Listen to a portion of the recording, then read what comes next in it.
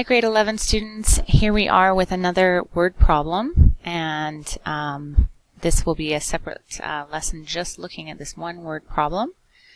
You can see that I've already added a little bit of information to my diagram, and hopefully as we read the question together you can see why I chose to add the information that I did. Again, a swim team member is performing a dive, this time from a 14-foot high springboard. The parabola below shows the path of her dive, so she is going up and reaching a maximum point and then going down. And right here, this is at 8, where she hits the water. And this is not time, this is actually distance from the springboard in feet. So she's 8 feet away from where she started her dive.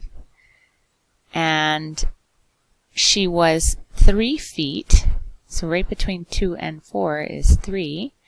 She's 3 feet when she reaches her maximum point, and that is our axis of symmetry. So the very first question, part A, says what is the axis of symmetry, and we can find the highest point, and the dotted line is our axis of symmetry. So we've written that down. Now from the axis of symmetry to the x-intercept here, we have gone 5 units to the right. So what I'm going to do now is I'm going to go 5 units to the left, which makes me have to put a point over here at -2.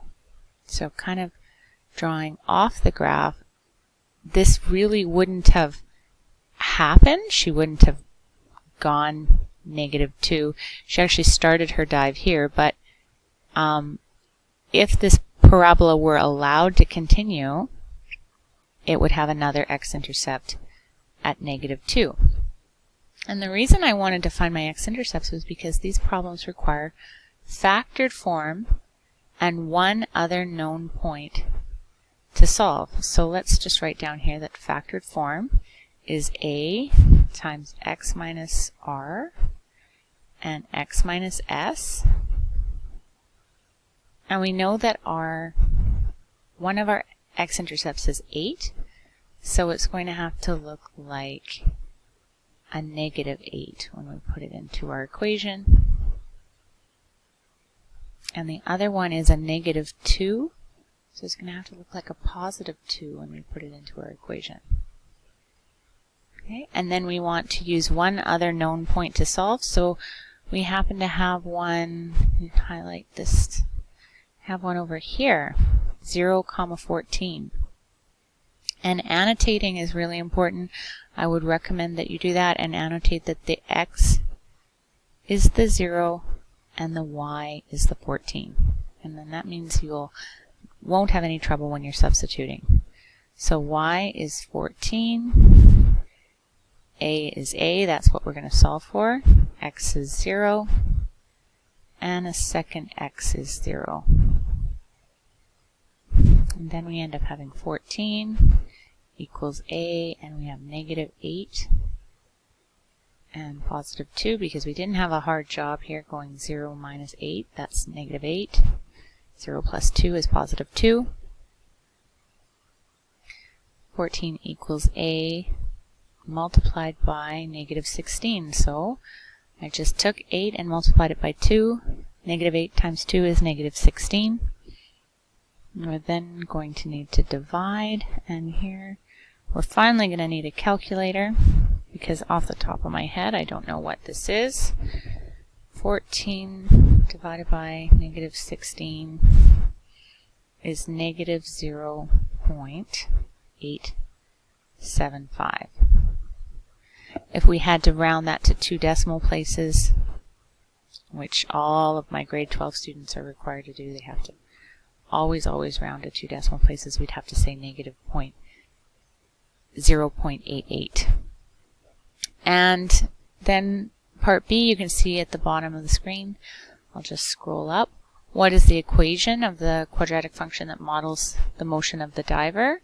So we nearly had it complete right here. We just didn't know the a value, so now we know the a value. So the equation that models the diver is negative 0.88,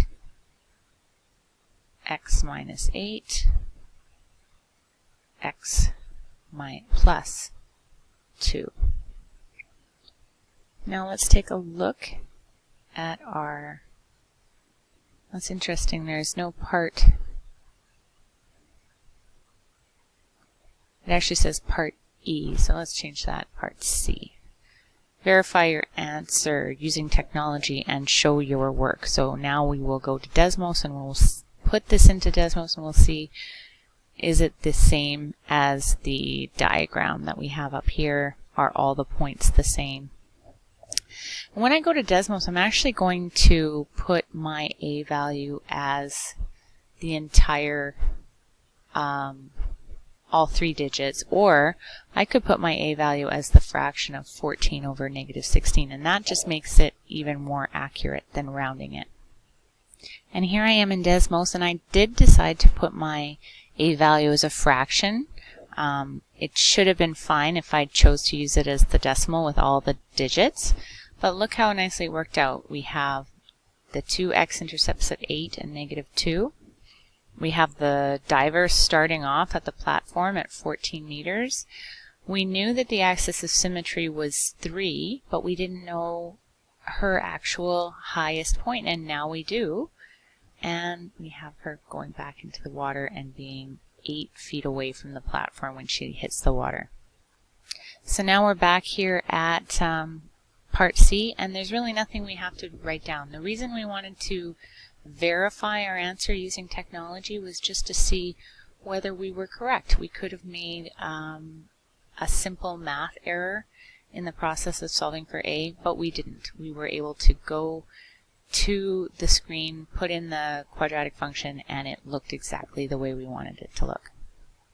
Alright, so that question went fairly quickly. We're now going to go to the next page, and we have one more question, and I think I can fit it all into this video. So this word problem is here to show us that sometimes we'll have questions that require the use of the quadratic formula. And we'll get started right away. We're going to use the quadratic formula. We have memorized the formula with our little song. The quadratic function below shows the height of a small rocket after it is launched. H is height in feet, T is time in seconds. So I'm going to actually replace this with y equals. I probably don't have to, but I think it's important to show you that you don't have to get fussed at all when they use different letters. You could just say I'm going to write my t's as my x's and my h will be my y. Alright, how long is the rocket in the air? Well, what is my A value? It is negative 16. My B value is 128. And my C value is 0. I don't have one. There was nothing as a constant term on the end of this. So let's start by writing our quadratic formula. The quadratic formula finds your x-intercepts, and the quadratic formula, I'll write it once just for review, negative b plus or minus the square root of b squared minus 4ac all over 2a. Alright, now we're going to do some substitution. I've just put some circles around these numbers and included the sign, positive or negative sign, so that's going to help me with my substitution. The quadratic formula is negative b, grab the b, put it in brackets right here. So negative and then b, not forget the negative sign. Plus or minus the square root of b, grab it, place it, squared, minus 4, grab the a, c, grab the c, all over 2a, grab the a. So all I do is my eyes just go over here and then I look, I write, I look, I write. It's so helpful to have a place to look. So the first number, so remember we have our sections. This is pretty easy to solve, but it needs a little bit of solving. This won't take us long, and this section will take us a little longer. Alright, so the first section, negative bracket 128. Well, that's negative 128. Plus or minus the square root of b squared, well, 128 times 128, we need a calculator for this, is 16,384. I'm going to pause the screen and I'm going to do a little bit more solving so I don't run out of time, and then when I come back I'll have more done. Alright, I've worked ahead a little bit here, and we end up having, because c is 0, our three numbers in a row, negative 4, negative 16, and 0, when we multiply, we get 0. So we end up having the square b squared under the root, which works out to be 128. So it's kind of a lot of work to end up with the number that you sort of started with. You can see our denominator is negative 32, and once I solved that, I just kept writing negative 32, negative 32. And here we're going to have two options. We can add and we can subtract. And if we have negative 128 plus 128 divided by negative 32, we end up with 0 in our numerator. Doesn't matter what we divide by, we're still going to have 0. But if we have negative 28 and we subtract negative 128, sorry, I might have said that wrong, but you know, I'm trying to solve for negative 128 divided by negative 32. Alright, and here we are, we have two negative 128s, that's a total of negative 256, divided by negative 32. Two negatives when you divide make a positive, and we end up with positive 8.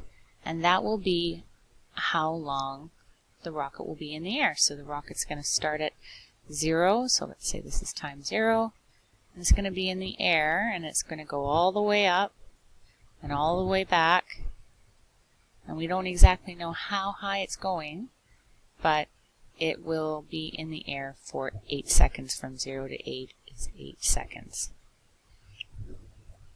Alright, and a couple more minutes and we can probably get the last few questions done. Determine the height of the rocket at 8 seconds. So we knew we had our original equation was negative 16 x squared plus 128 x.